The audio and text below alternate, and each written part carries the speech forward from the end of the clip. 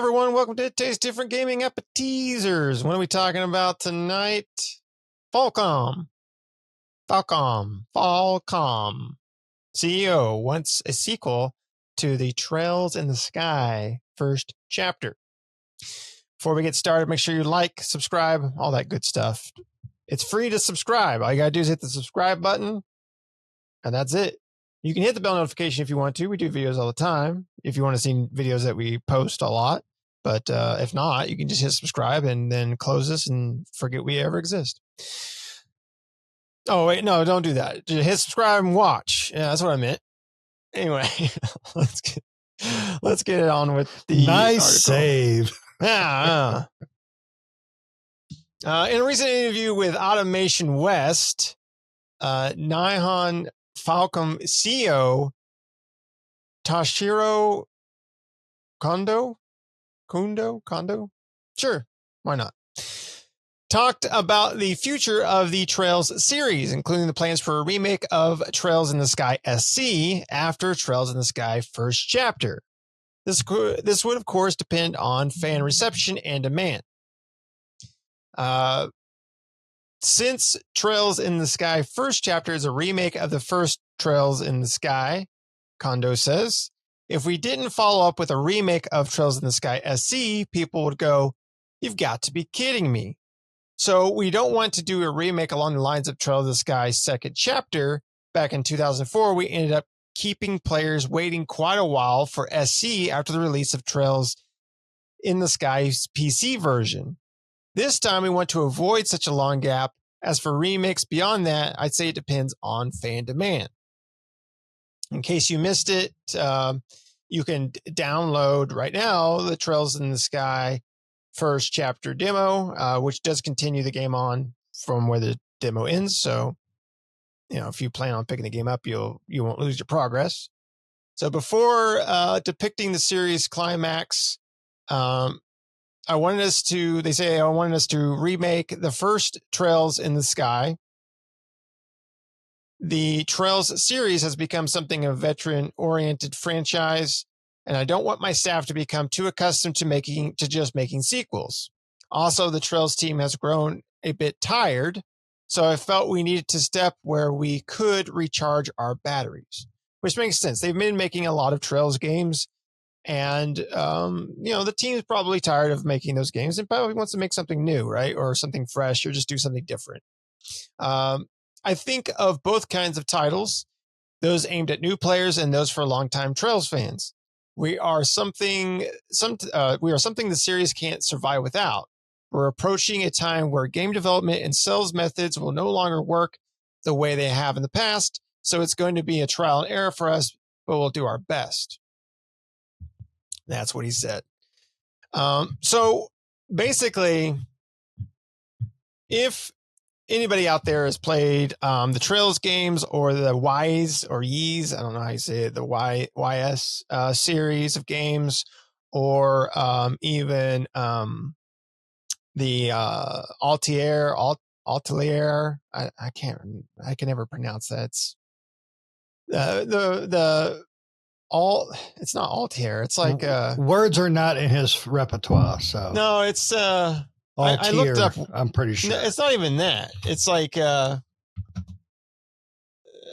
it's not even like.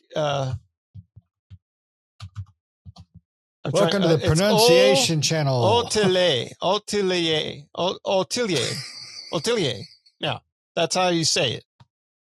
It doesn't look like that, but that's how you pronounce it. Say it again. Say it again.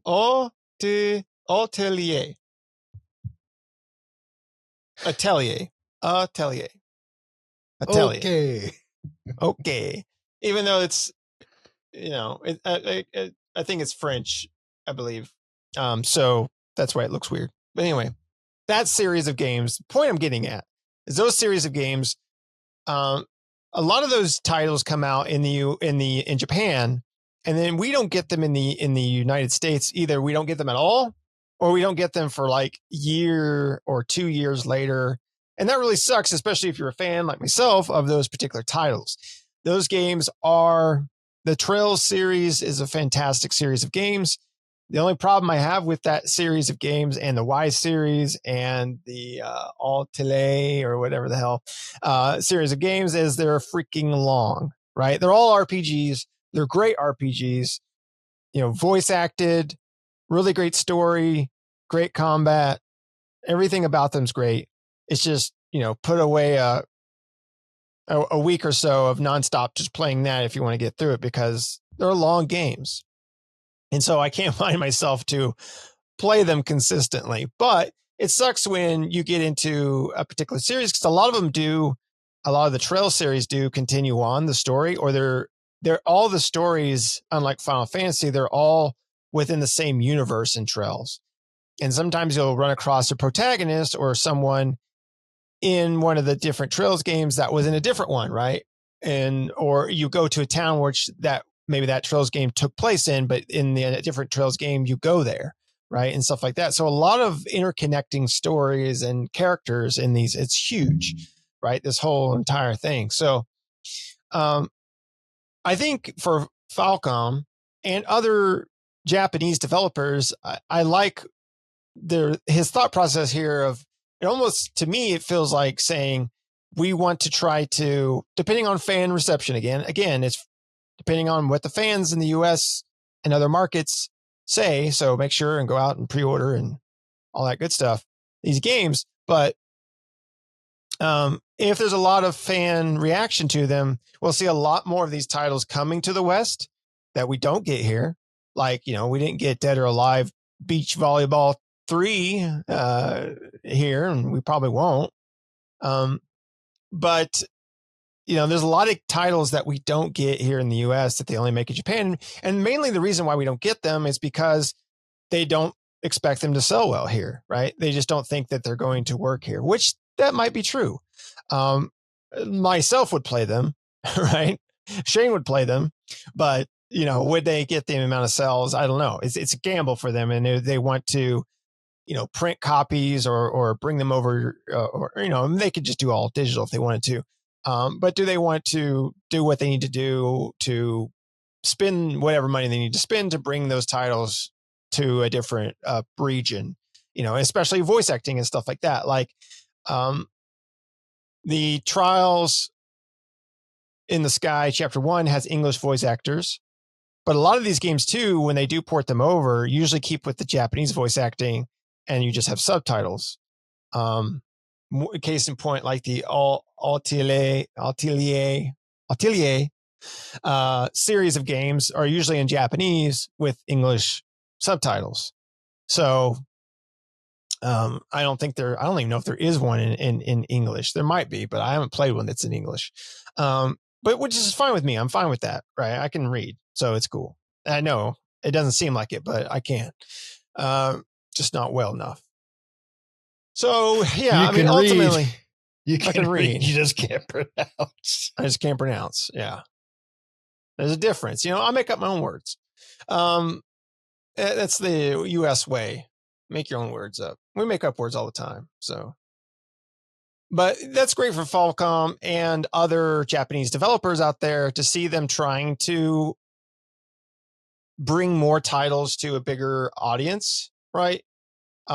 Seeing that, hey, we may need to work on being better at bringing these titles to a broader market, because we do have fans, and based on fan reception, making sure that the fans do want these, as long as we have enough people asking for it, we do want to go the route of bringing these different titles to the US market and stuff like that, at least a lot sooner, right? Than like 2 or 3 years down the line. The Y series, or Yeez, or however you pronounce it, that series of games, that I think that one's probably like the longest when it comes to, that game's like out. The latest one is out in Japan for like 2 or 3 years before we ever get that version. Like we got like the 10th one, and they're working on freaking 13 at this point, right? So we are way behind on that series. But I know they had talked about before wanting to kind of, make that time between being in Japan and going to the US market a lot smaller, right? wanting to kind of keep that to where it's either day and date or just like not as big of a transition. So I don't know. What do you think, Shane? I mean, these particular titles I feel are kind of niche. I feel like there's not a huge, I mean, they are popular, but they're not like people clamoring for them. So I don't know. For me, I feel like I just want to get more awareness to these particular titles because I think they're great. I've tried to get Pat and Shane to play them, and I'm sure they would. It's just they're extremely long. Yeah. See, I played the demo and I really liked it. And I think I could, time is limited for us. And it's hard for me to find time to play games that are, a little more out of my realm, even though I know I'll probably like, because that is my niche and my genre that I enjoy, but it's not like the main part. It's like right now, we talked yesterday, I probably got like 5 games I'm trying to get through. I don't have that kind of time. I have kids and a job and a wife and blah, blah, blah. Games like this, though, just in a purely gamer perspective, I don't know how they hit with younger generations. Expedition 33 reintroduced turn-based gaming. And I say that even though we've had, there's lots of turn-based games out there. A mainstream, heavy, amazing game like this really introduced a lot of people to turn-based gaming. And games like this, I think, can benefit from it because they are turn-based, or the ones that are more action-based, they still have the classic feel to it. I think we are, as Americans, are too we're too antsy, we're too ADHD to play that. We need constant action, constant go, constant button hittings. And I think that's why action RPGs have basically taken over the US over the last 20 years. Because Final Fantasy is no more. I mean, they haven't had a solid Final Fantasy of Seven's caliber, the original Seven's caliber, in forever. Don't get me wrong, I love 15. I think 15 was great. I think 15 felt different than a Final Fantasy, but it felt good at the same time. 16, I did not like, which is weird because I played the demo and I really enjoyed that demo, and I was really excited for the full game. But when the full game released, it was once you got through the demo part, it was like, this is just another action game. The story wasn't hitting past the demo and all that. I know, kind of off topic, but these types of games are a niche. But I think with games like Expedition 33, I think that could broaden people's horizons to give games like this a check. Final Fantasy VII, original Final Fantasy VII, is really what got me into the RPG genre, with especially with consoles, because that's where I started everything at. So, it opened up my eyes to RPGs, and I love it. I love a good RPG. I love a good craft, a good storytelling. Characters are what makes JRPGs, to me, superior in every way. Is the characters. I mean, the characters are always, not always, but in a good Japanese RPG, characters are always, the forefront of the game. It's not the backgrounds and all that. It's just the characters. Characters make every game better, but JRPGs do it best. So I don't know. I think I'm kind of rambling on it, but I think a game like this could use a remaster or a sequel if they can see that America, Europe, and all them are going to be more susceptible now to a game of this style. And I am. I mean, I love these games, but like I said, it's time frames. Time is just so hard on, especially gamers that are older like us, that grew up on turn-based and JRPGs and all that. Who's got that kind of time? I mean, crap. Yeah, I mean, there's huge time sinks for sure. Yeah, I should be at a kids game right now. but the football game going on. That's another thing I didn't have time for. So Right. It's I don't know. These games are so good though, and I haven't played all the Trail series, and um, so I can't specifically say about this. I just know about the genre. I know about the game type, and that's my favorite part. I played the demo and I really enjoyed it, but I'm not going to have time to play anything else. I mean, I can drop 10, Right. 15 minutes on a demo. I cannot drop 60, 70 hours into a game right now. At least, at least a game of this type, because there's so many other games out there that require that time that I need to play those and complete those. But I've played through so many games multiple times because there's just some games I love. Final Fantasy VIII, I'm playing through. Final Fantasy IX, I've off and on playing through. Final Fantasy X, I've jumped back in. And I'm talking about the originals. So in those games, I'll never be in a good sit through. That's just, these are games I have to play little by little because I Right. got Metal Gear, got Gears of War, gonna have Ghost of Yotai, gonna have Hell Divers. We got to jump back into that. So Yeah, the list of games is insane.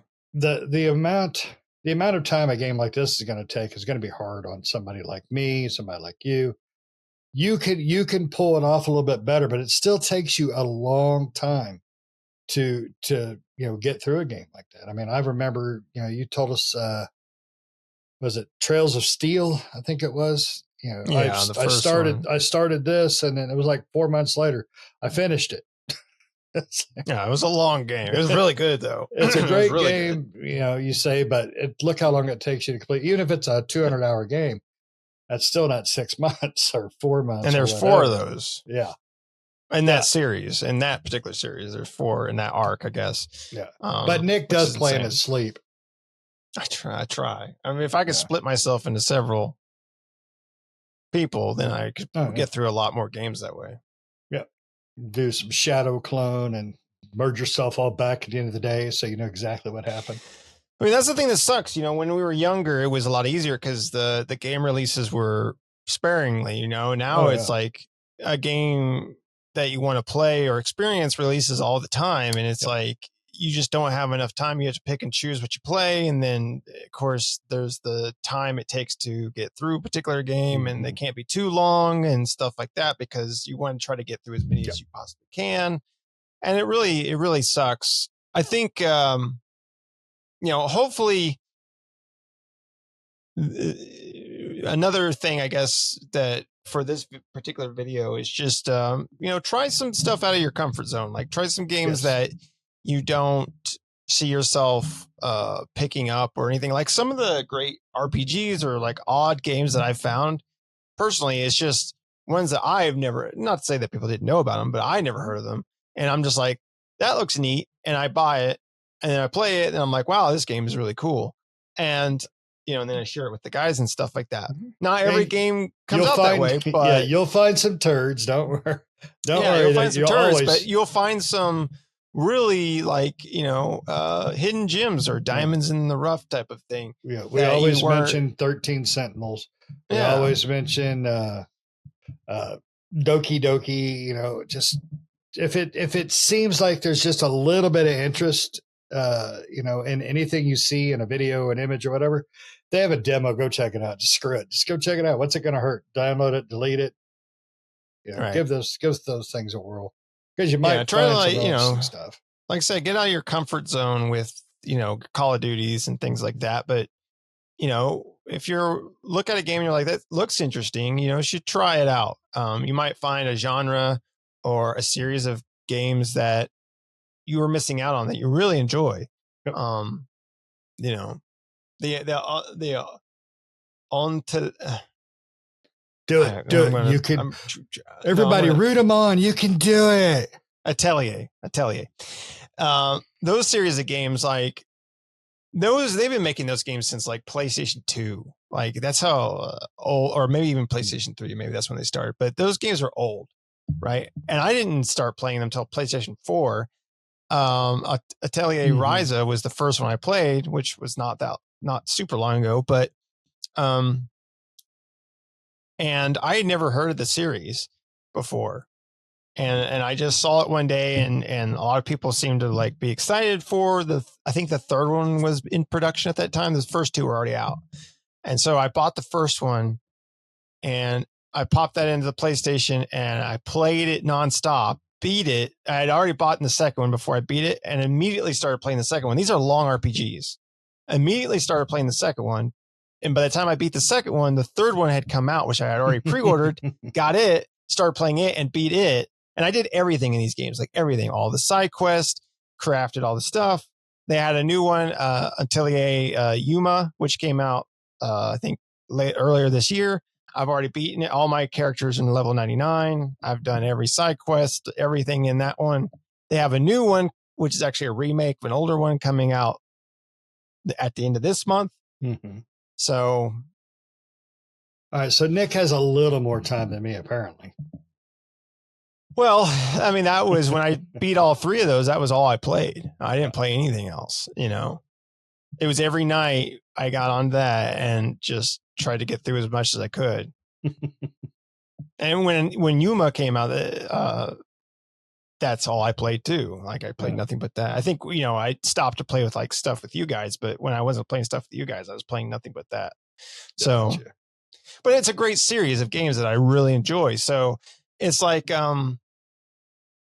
yeah, but again, it's one of those things where, like, you know, for me, that's one of the things I love doing personally is just looking for those oddity games, those games out there. I'm like, I don't know what the hell this is, but it looks interesting in some form or fashion. Then you find out like either sucks or, hey, this is really cool. Like this is really cool, you know, and then you start learning about developers that you didn't know anything about that have been making games forever. Right. And you're like, I don't know who this developer is, but they make some pretty cool stuff.